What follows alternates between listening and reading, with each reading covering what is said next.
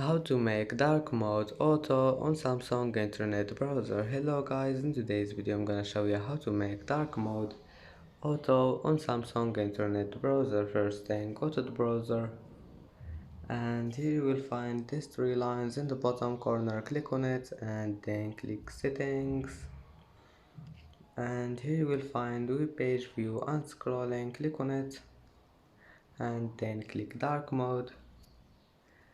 And as you see here, you will find use dark mode. Just click on it and select this one.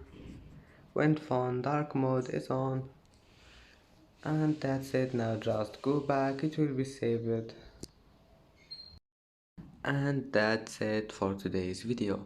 If you like this video, don't forget like and subscribe, and thank you for watching this video until the end, and see you in the next video.